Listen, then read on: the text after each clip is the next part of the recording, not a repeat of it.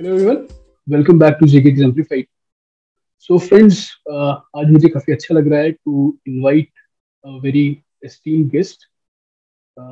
His name is Mr. Parth Gupta, and Parth has secured All India rank 72 in UPSC 2021 examination. And Parth जो है, he hails from the Trikuta Nagar in Jammu city.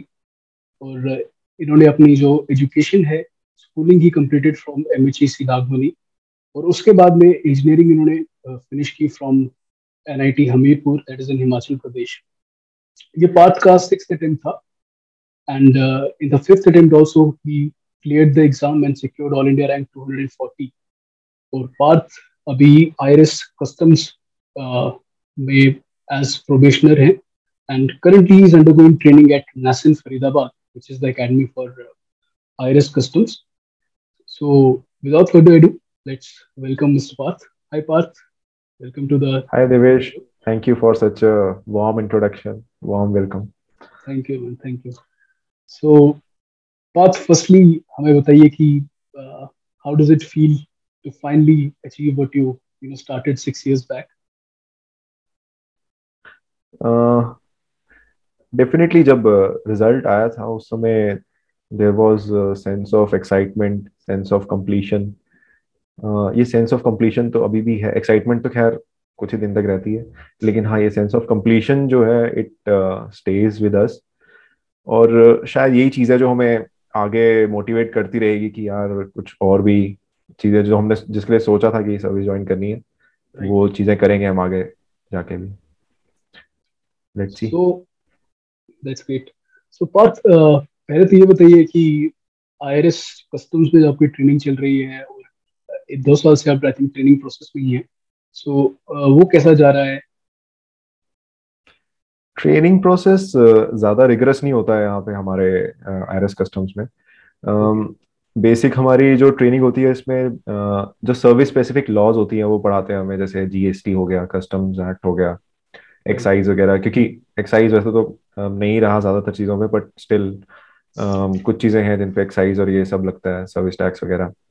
या Okay. जो पुराने legacy cases हैं उसके लिए हमें पढ़ना पड़ता है सब भी. Right. बाकी बेसिक लॉ मॉड्यूल वगैरह रहता है. तो ये सब चीज़ें क्लासेस होती हैं अपनी पूरे मतलब 9 to 5 रहती हैं क्लासेस. Okay. और उसके बाद अपनी फिजिकल ट्रेनिंग होती है, स्पोर्ट्स एक्टिविटीज़ रहती हैं. Great. तो वो अपना इवनिंग में और मॉर्निंग में ये सब होता है. Okay. और उसके बाद अपनी जो भी कल्चरल एक्टिविटीज़ या हमारी ग्रुप एक्टिविटीज़ होती हैं, डिफरेंट कमिटीज़ ऑर्गेनाइज करती हैं. Right. तो मतलब ऑल इन ऑल पूरा दिन आप बिजी रहते हो. हेक्टिक नहीं होता है इतना, बट Mm-hmm. इन्वॉल्व रहते हो कुछ ना कुछ चीज़ों में. तो Right. It's almost like college relieved. But Okay. हाँ, थोड़ा ज़्यादा कह सकते हो आपकी you are more responsible now than you were in college. तो उस तरह तो से पढ़ाई थोड़ा अलग है. पढ़ाई कॉलेज जितनी होती है बिफोर द एग्जाम, या फिर पूरा time to you have to study things? So पढ़ाई ऐसे तो क्लास में कर लो तो अच्छा है, और अगर क्लास में नहीं सुन पाओगे तो फिर एग्जाम से पहले पढ़ना पड़ेगा. मोस्टली यहाँ एग्जाम से पहले वाली पढ़ाई ही होती है. ओके. तो वो तो एक इशू है. Once an engineer always an engineer. हाँ. And it's not just limited to engineers यहाँ पे, क्योंकि अलग प्रोफेशन से भी आए हैं लोग. तो इट्स ये तो मतलब ट्रेट सभी जगह एक जैसा हो गया अब तो. ओके. तो सो क्लीशे नहीं रहा इंजीनियरिंग. क्लीशे नहीं रहा. सो पार्थ, अगर हम बात करें अबाउट योर जर्नी, आपने पहले 2 अटेम्प्ट्स जो दिए, they were with the job as a working professional, if I am not wrong. हाँ, पहला जो अटेम्प्ट था वो I was in the job. Second okay. Attempt में प्रीलिम से जस्ट एक महीना पहले आई हैड रिजाइंड. तो ओके. वो एक महीने में प्रीलिम्स की प्रिपरेशन अच्छी हो गई थी. ओके. तो हाँ, एक तरह से I was not employed, but ठीक है, मतलब उस समय कुछ तैयारी खास नहीं की थी मैंने. ओके. सो यहाँ पे मेरा एक क्वेश्चन था कि काफी सारे जो एस्पिरेंट्स हैं, दे आर वर्किंग प्रोफेशनल्स. सो हम्म. वो अपनी स्ट्रेटेजी कैसे बनाए, अपनी प्रिपरेशन को कैसे पेश करें while managing their job demands? I think working professionals के लिए ये बहुत ज़्यादा उनके केस टू केस बेसिस पे देखना पड़ेगा कि depending on the job profile that they are in. क्योंकि कुछ जॉब प्रोफाइल्स में क्या होता है, they can decide on their own कि उनको कब पढ़ना है और उनको डेडलाइंस कब मीट करनी है। राइट। और कुछ केसेस में क्या होता है, they have to meet daily deadlines and they have to report to their seniors on a daily basis. तो सेकंड केस में क्या होता है, it is very difficult to plan in advance कि आप आज ही पढ़ोगे और मतलब एक राइट। महीने में आप ये सब चीजें खत्म करोगे। तो अगर आपका मतलब पहले वाला कुछ है तो देन इट्स इजी, आप खुद से प्लान कर सकते हो। दूसरे वाले में मुश्किल होता है। दूसरी चीज है कि how much of time are you able to spare out of your working schedule for right. Exam specific preparation. तो ट्रू। अब बहुत सारे, एक मेरा फ्रेंड था, तो he use to prepare while working. तो what okay. he used to do was, during his lunch break he used to finish his lunch very fast and then he used to read the newspaper in the lunch break. तो okay. मतलब ऐसे बहुत सारी तिकड़म लगानी पड़ती हैं अगर आप जॉब के साथ कर रहे हो। It's not impossible but it's difficult. और राइट। आपको मतलब फिर बहुत अच्छे से प्लान करना पड़ेगा वैसे। In my case I felt it's difficult because क्या हुआ था कि 2015 का जब मैंने प्रीलिम्स दिया था, तो okay. The day before prelims I thought कि यार चलो कुछ नहीं तो एटलीस्ट एक हफ्ता पहले तो पढ़ लेते हैं प्रीलिम्स से। तो I had plan like that. But वो एक हफ्ता पहले भी उन्होंने मुझे ऑफिस में 7-7 बजे तक बिठा के रखा हुआ था। तो फिर ओके। मुझे लगा कि यार यहाँ तो नहीं हो पाएगा। तो आप देख लो, if you can then try to switch to some ऐसी जॉब प्रोफाइल जहाँ पर मतलब स्ट्रेस थोड़ा कम हो और राइट। कमिटमेंट्स थोड़े से मतलब आप एक्सटेंड कर सको अपने, ताकि आप ओके। एग्जाम स्पेसिफिक प्रिपरेशन कर सको। क्योंकि क्या होता है कि यार ये एग्जाम में कंपटीशन बहुत है। राइट। तो आप ये सोचोगे कि यार आप काम भी कर रहे हो तो आपको कहीं इसका मतलब एडेड बेनिफिट कहीं और मिल जाएगा, बट बहुत लोग बहुत ज्यादा मन लगा के प्रिपेयर करते हैं इस एग्जाम के लिए। राइट। तो you can not afford to lose at any point of time. True. तो ये चीज़ मैं कहूंगा। और बाकी यार हर एक इंसान की लिमिटेड एनर्जी होती है। आप काम भी कर रहे हो फिर आप सोचोगे पढ़ भी लो, राइट। तो मतलब लाइफ बहुत ज्यादा मोनोटोनस सी हो जाएगी। आपको थोड़ा टाइम बाद लगेगा कि यार नहीं, थोड़ा तो कुछ चाहिए रिलैक्सेशन सस्टेन करने नहीं के हो लिए। पाएगा। हाँ। तो मेरा ये खुद का पर्सनल ओपिनियन ये है कि if your job allows you to prepare for a fair amount of time तो ठीक है। Right. Otherwise try to search for such a job. ठीक है। और अगर हो सके, जैसे कुछ जॉब्स में क्या है ना, जैसे मेरे एक दो फ्रेंड्स ने सबैटिकल लिया, ओके। तो right. If right. That is an option तो वो ले सकते हो, क्योंकि उसमें there is a sense of security as well. और आप राइट। मतलब अपना फुल टाइम डिवोट करके भी पढ़ सकते हो।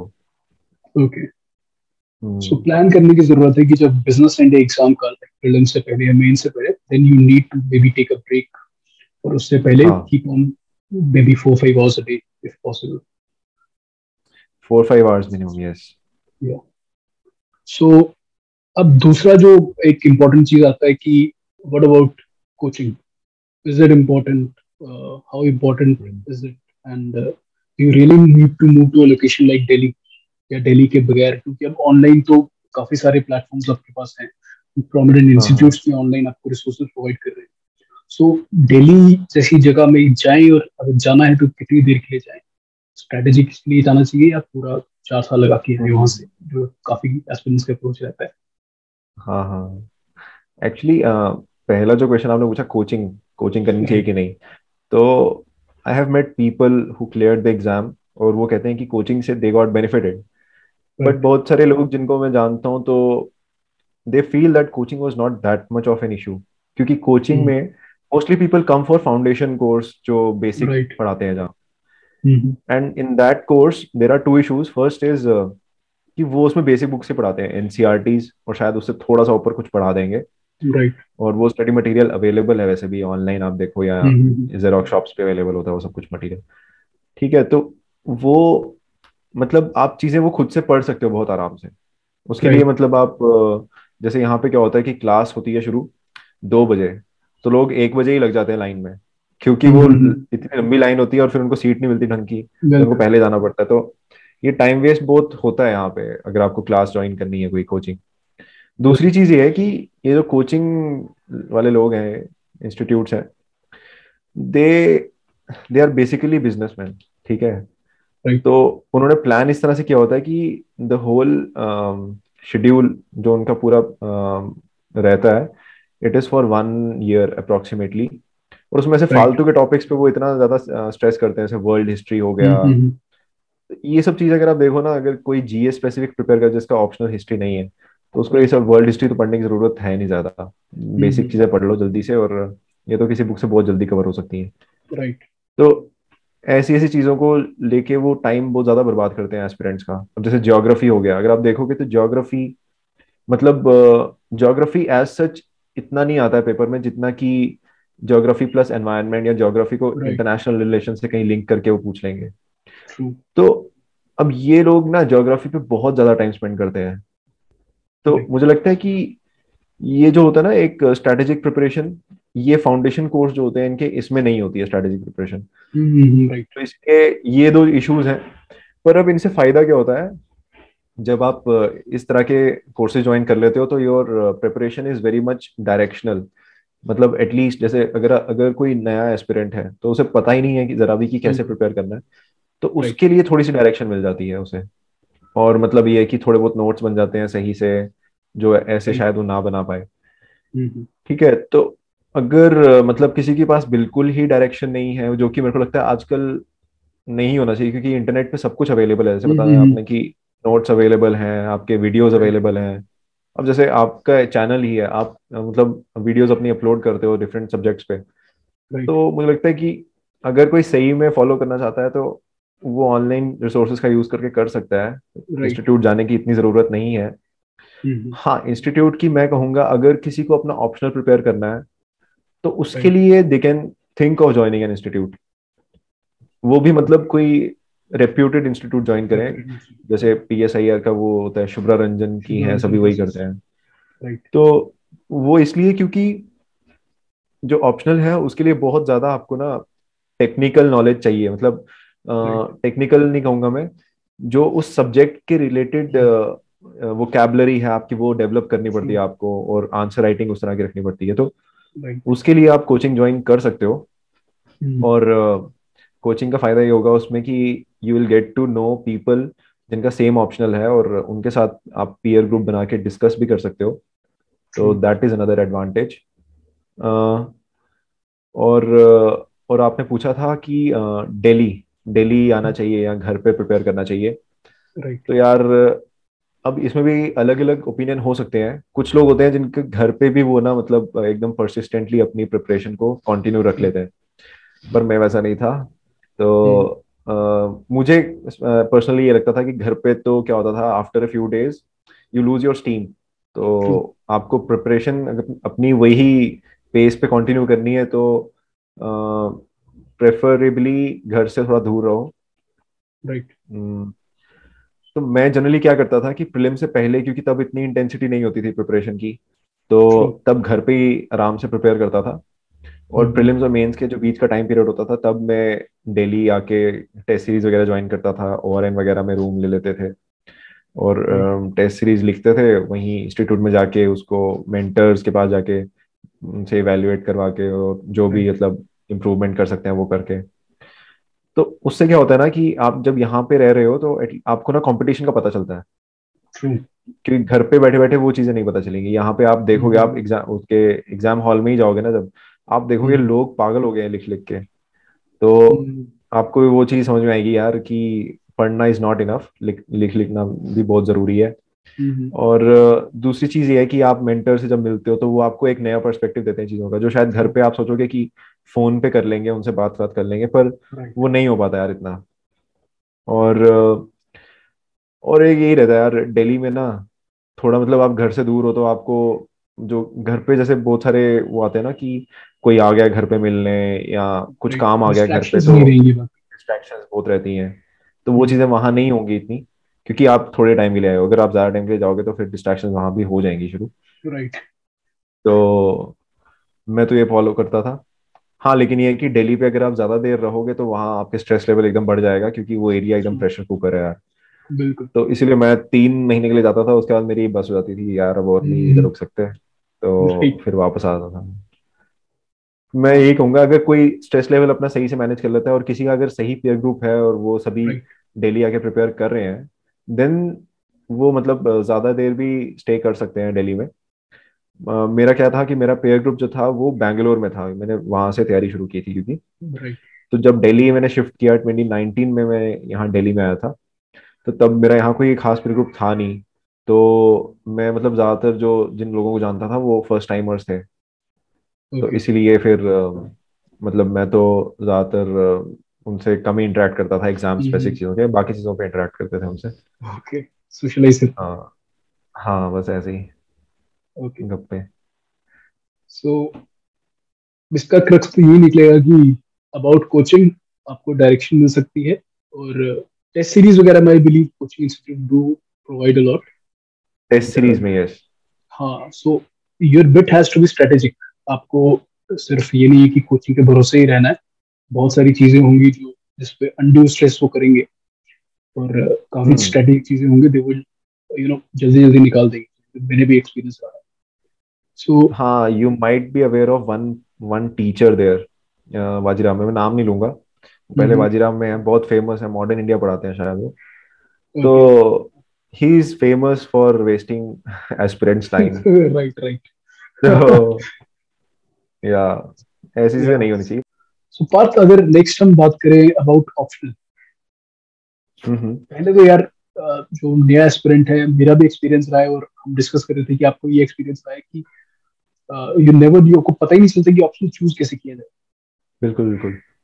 सो थोड़ा ये आपका पर्सनल जो था, प्लस जो एक पर्सपेक्टिव डेवलप होता है आफ्टर सो मेनी इयर्स, कि क्या एक आइडियल सिनेरियो क्या होना चाहिए ऑप्शन चूज करने के लिए। देखो यार, आइडियली तो ये है, अगर आपका जो ग्रेजुएशन का सब्जेक्ट है अगर वो है और आपको उसमें इंटरेस्ट भी है राइट। और उसके रिलेटेड स्टडी मटेरियल अवेलेबल है और टेस्ट सीरीज वगैरह अच्छी होती हैं उसके रिलेटेड जैसे, तो वो वाला आप ले लो। मतलब राइट। बेसिकली क्या है कि आपको अगर थोड़ा बहुत नॉलेज है, इंटरेस्ट है, और उससे रिलेटेड रेलेवेंट स्टडी मटेरियल और टेस्ट सीरीज वगैरह होनी चाहिए। और राइट। उसके अलावा वो उसका प्रीवियस ट्रैक रिकॉर्ड कैसा है उस ऑप्शनल का, मतलब उसमें मार्क्स आ भी रहे हैं कि नहीं आ रहे हैं। राइट। तो वैसे तो लोग कहते हैं कि सभी ऑप्शनल में मार्क्स आ जाते हैं, बट वो है कि आप देख लो कि रिलेटिव एफर्ट्स कितने डालने पड़ रहे हैं। ट्रू। जैसे मैंने देखा कि बहुत सारे जो डॉक्टर्स होते हैं वो मेडिकल साइंस ले लेते हैं, हम्म। बट जैसे मैं अपने एक दो फ्रेंड्स को जानता हूँ तो उन्होंने मेडिकल साइंस लिया हुआ है, उनके लाइक जितने वो एफर्ट डाल रहे हैं उतने मार्क्स नहीं आते हैं मेडिकल साइंस में। तो ओके। और मतलब कहीं जीएस से भी इसका ओवरलैप नहीं होता है। तो राइट। इसके बदले कोई दूसरा ऑप्शन आप ले सकते हो। मैं ये नहीं कह रहा कि लो ही मत, अगर इसका बहुत ज्यादा इंटरेस्ट है और वो प्रैक्टिस भी कर रहा है तो फिर तो यार लेना ही चाहिए। ट्रू। ठीक है। तो ऑप्शनल के लिए ये सब चीजें देख लो। जैसे मैंने जब चूज किया था तो मेरा ग्रेजुएशन तो इंजीनियरिंग में था, ईसीई में। राइट। लेकिन मैंने जब ऑप्शनल लिया तो I had shortlisted two optionals, एक इलेक्ट्रिकल इंजीनियरिंग और एक हिस्ट्री। तो फिर मैंने पूछा, electrical engineering was too vast और उसमें कुछ चीज़ें थी जो मैंने पढ़ी भी नहीं थी कभी। तो फिर हिस्ट्री मैंने चूज किया बिकॉज उसके लिए मेरे पास गाइडेंस अवेलेबल थी वहीं बैंगलोर में, और एक अच्छा पीयर ग्रुप था जिसमें कि एक बंदे का ऑलरेडी क्लियर हो चुका था ये exam okay. With history optional, और दो तीन लोग थे जिन्होंने मेंस भी लिखा हुआ था। तो मुझे ये था यार एटलीस्ट यहाँ पर एक डायरेक्शनल स्टडी होगी, मेरी डायरेक्शनल प्रिपरेशन होगी ऑप्शनल के रिलेटेड। तो वो राइट। हुआ भी एक्चुअली, क्योंकि फिर जब मैंने 2017 में अच्छे से प्रिपेयर किया तो I was getting good marks. तो मुझे लगता है कि हाँ, आपको बेसिकली उस ऑप्शनल में डायरेक्शन अच्छी मिलनी चाहिए, इंटरेस्ट होना चाहिए, राइट। ये सब चीज़ देख लो। अब आइडियल सिनेरियो तो ये होता है, बट आजकल क्या होता है कि अगर आप देखो तो कुछ ऑप्शनल्स हैं जो अच्छा परफॉर्म कर रहे हैं और जो इतना अच्छा नहीं कर रहे हैं। राइट। तो मैं तो सजेस्ट करूंगा कि अगर कोई चूज करने वाला है ऑप्शनल तो पहले वो इन चार पांच ऑप्शनल्स में से देख ले। सोशियोलॉजी, पीएसआईआर, एंथ्रो, ये चार हाँ। पांच ऑप्शनल्स हैं, इनमें से चूज कर लो कोई एक। राइट। क्योंकि ज्यादा एडवेंचर करने की जरूरत नहीं है ऑप्शनल लेने में कि भाई तुम ट्रू। बहुत ही कोई अलग सा ऑप्शन ले लो, क्योंकि उसका स्टडी मटेरियल अगर नहीं हुआ अवेलेबल तो फिर क्या फायदा। Right. Okay. So we have discussed about optional also. अब एक और चीज जो मैं डिस्कस करना चाहता कि सपोज अभी प्रीलिम्स का रिजल्ट आया है, एक काफी वास्ट जनता है ऑब्वियसली जो प्रीलिम्स नहीं क्लियर कर पाई, और अगले ये जो 3-4 महीने होते हैं ये बहुत से एक लिम्बो वाले होते हैं। You not you are unable to concentrate. तो हाँ। इस इस पर्टिकुलर टाइम को कैसे प्रॉपर्ली यूटिलाइज किया जाए? क्योंकि इट्स इजियर सेड कि भाई मेंस की तैयारी करो, बट वो एनर्जी नहीं आती, because you know you have to again appear for the hmm. Prelims जहाँ पे आप ऑलरेडी फेल हुए हो। सो अगर कोई आप इसके रिगार्डिंग सजेशन दे। अच्छा देखो यार, एक्चुअली मेरे साथ कभी ऐसा हुआ नहीं है, क्योंकि मेरा लकीली या अनलकीली मैं कहूंगा कि मेरे सारे प्रीलिम्स क्लियर हो गए। ओके। अनलकीली क्यों, मैं बताता हूँ अभी। हाँ। तो इससे क्या होता है कि ना, सपोज आपका प्रीलिम्स क्लियर हो गया बट मेंस की आपकी तैयारी नहीं है अच्छी, राइट। तो फिर भी आप क्या करोगे, आप जी जान लगाओगे कि कुछ ना कुछ करके, मतलब ऐसे तोड़ मरोड़ के कुछ तो पढ़ लो। राइट। लेकिन उससे क्या होता है, आपके मार्क्स मेंस में आएंगे नहीं, और जो 3-4 महीने आपने पढ़ाई की होगी वो आगे मतलब इतनी ज्यादा यूज में भी नहीं आएगी वो पढ़ाई, क्योंकि वो आपने बस सुपरफिशियली पढ़ा है सभी टॉपिक्स को। ट्रू। और तीसरी चीज क्या है कि जब आप इस साइकिल में फंस जाओगे ना, कि प्रीलिम्स आपका क्लियर हो रहा है और फिर मेंस नहीं हो रहा, या मेंस हो गया फिर लेकिन बहुत थोड़े मार्जिन से, और इंटरव्यू में जाके फिर आप लटक गए, राइट। तो फिर मतलब कह सकते हैं कि आप ना वो क्वालिटी इंप्रूवमेंट कभी नहीं कर पाओगे अपनी ये प्रिपरेशन के दौरान। ट्रू। तो उस तरह से आप, जो लोग अभी प्रीलिम्स नहीं जिनका क्लियर हुआ है, वो इसको ब्लेसिंग इन डिसगाइज कंसिडर कर सकते हैं, कि राइट। यार चलो सही है प्रीलिम्स नहीं क्लियर हुआ है, but we can always prepare for the next attempt, और उसको बहुत अच्छी तरह प्रिपेयर करो, ताकि मतलब जो नेक्स्ट प्रीलिम्स है वो तो होगा ही, और नेक्स्ट मेंस में राइट। बहुत ज्यादा अच्छे नंबर आए आपके कट ऑफ से बहुत ऊपर। ट्रू। तो ये अप्रोच रहनी चाहिए मुझे लगता है, क्योंकि मैं अगर अभी देखूं, तो मैं ये अभी सोचता हूँ कि यार 2016 वाला जो मैंने प्रीलिम्स दिया, अगर वो नहीं हुआ होता मेरा, तो I would have been in better situation, क्योंकि वो 3-4 महीने जो मैंने वेस्ट ही कहूंगा मैं, क्योंकि उसमें मैंने क्वालिटी इंप्रूवमेंट कुछ की नहीं थी, बस ऐसे ही राइट। प्रैक्टिस करा था लिखने की। और तो अगर वो नहीं हुआ होता तो इनफैक्ट मैं ज्यादा बेटर प्रिपेयर कर पाता 2017 मेंस के लिए, और ज्यादा अच्छे नंबर होते उस समय शायद। राइट। तो इसलिए ये चीज थी। अच्छा, अब कैसे इनको करना चाहिए, ये आने वाले 3-4 महीने जो हैं, 100 डेज, राइट। देखो इस समय मुझे ऐसा लगता है कि फिलहाल अभी के करंट अफेयर्स पढ़ने का इतना फायदा नहीं है, मतलब ओके। पढ़ो, लेकिन अभी ज्यादा फोकस किस पे कर सकते हो, आप अपने ऑप्शनल पे कर सकते हो, राइट। GS4 और ऐसे पेपर पे। अब ओके। GS4 और ऐसे पेपर क्यों कह रहा हूं मैं, क्योंकि ये दोनों पेपर्स ऐसे हैं जिनमें it takes time to improve, you cannot true. Improve overnight. जैसे GS2 में तो क्या है कि आपने एक टॉपिक पढ़ा, उसके रिलेटेड रेलेवेंट फैक्ट्स पढ़े, आपने थोड़ा बहुत समझ लिया कि अच्छा ये आंसर राइटिंग में ये सब लिखना है, the next day if you are writing answer on same question, तो आप बहुत अच्छा आंसर लिखोगे। राइट। लेकिन एसए और एथिक्स में ऐसा नहीं होता है, बिकॉज ये थोड़े अलग स्किल के पेपर हैं। तो राइट। इसके लिए आप अभी से प्रिपेयर करना शुरू कर सकते हो। तो ऐसे के लिए तो मेरे को तो ये लगता है कि अगर आप अभी से एक ऐसे लिखो, अगर किसी ने नहीं लिखा है कोई ऐसे, सपोज कोई बिगिनर है, तो राइट। ऐसे लिखो एक, किसी भी टॉपिक पे, किसी प्रीवियस ईयर क्वेश्चन पे लिखो, और फिर उसको किसी से इवेल्युएट करवाओ, राइट। और फिर इवेल्युएट करवाने के बाद किसी ना किसी टॉपर का हो सके तो ऐसा ऐसे देखो कि उन्होंने ओके। कैसे लिखा है, मॉक टेस्ट वगैरह से। राइट। और फिर कुछ होते हैं ना स्टैंडर्ड टॉपिक्स यूपीएससी के, जैसे वुमेन रिलेटेड इश्यूज हो गए, या पॉवर्टी वगैरह ये सब, या राइट। फिर ये फिलोसॉफिकल इश्यूज पे आ गया, लीडरशिप, या कह सकते हैं ह्यूमिलिटी, या फिर इंटेग्रिटी। तो राइट। इन सब चीजों पे कुछ चीजें कुछ प्रिपेयर कर लो, कुछ कंटेंट, कुछ कीवर्ड्स कोटेशंस। प्रिपेयर कर लो। हाँ, तो ओके। ये मतलब GS4 में भी हेल्प करेगा ही। राइट। तो इस समय आप अपने ऐसे पे फोकस करो, लिखना शुरू करो, कंटेंट प्रिपेयर करना शुरू करो। अब बहुत सारे लोग क्या करते हैं ना, कि GS वाला कंटेंट ऐसे में लिखने की कोशिश करते हैं, और मतलब काफी राइट। हद तक वो रेलेवेंट भी होता है, बट ऐसे के लिए थोड़ा सा अलग से प्रिपेयर करना चाहिए मुझे लगता है। थोड़ा सा कोट्स हो गए, थोड़े से राइट। एग्जाम्पल्स अलग से, जो GS में हम शायद नहीं कभी लिखेंगे, तो वो एग्जाम्पल्स आप अलग से ऐसे के लिए प्रिपेयर करो, वो आपको हेल्प करेंगे। और उसमें राइट। क्या होता है ना, जब आप अलग से ऐसे के लिए एग्जाम्पल्स प्रिपेयर करते हो, तो वो आपके ऐसे को ना एक नोबल डायमेंशन देते हैं। राइट। तो उससे क्या होगा, एग्जामिनर को लगेगा कि हाँ इसके ऐसे में एटलीस्ट कुछ तो नया है। ठीक है, तो बिल्कुल। ये सब कर सकते हो आप। एक और एक्सरसाइज मैंने की थी जो ऐसे के लिए, वो ये थी कि जो प्रीवियस ईयर टॉपर्स हैं उनके जो मॉक टेस्ट हैं उनको लो, और उन्होंने जो ऐसे लिखे पहले वो टॉपिक पढ़ो, और खुद से सोचो 15 मिनट कि आप ये ऐसे कैसे लिखोगे, और उसका राइट। टेम्पलेट खुद से सोच लो। ठीक है, ओके। आफ्टर दैट आप उनका जो ऐसे उन्होंने लिखा है वो रीड करो, और देखो कि इन्होंने चीजें लाई हैं अपने ऐसे में जो आपने सोची भी नहीं थी, राइट। और ये भी देखो कि आपने क्या क्या चीजें नहीं सोची हैं जो इन्होंने अपने ऐसे में नहीं लिखी। राइट। ठीक है, तो आप कंपेयर करो, और फिर अपने थिंकिंग प्रोसेस को और ज्यादा डाइवर्स करने की कोशिश करो।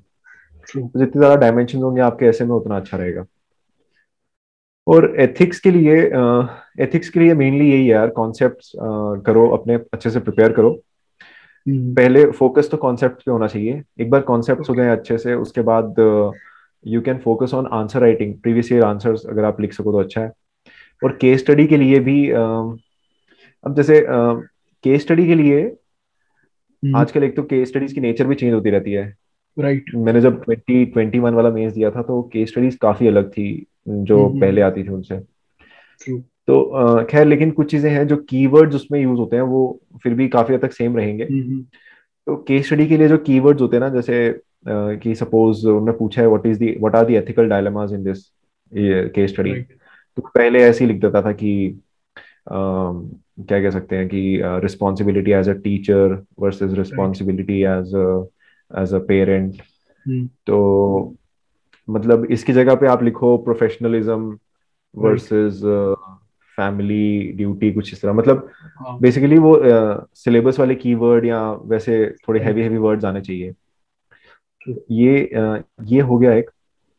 उसके अलावा वही है, प्रीवियस ईयर में जिन्होंने अच्छा मार्क्स स्कोर किया, क्योंकि एथिक्स में ये पता लगाना बहुत मुश्किल है कि किस बेसिस पे मार्क्स ज्यादा आएंगे। राइट। मैंने तो बहुत सारी तरीके लगा लिए पर मेरे को कुछ समझ नहीं आया ज्यादा।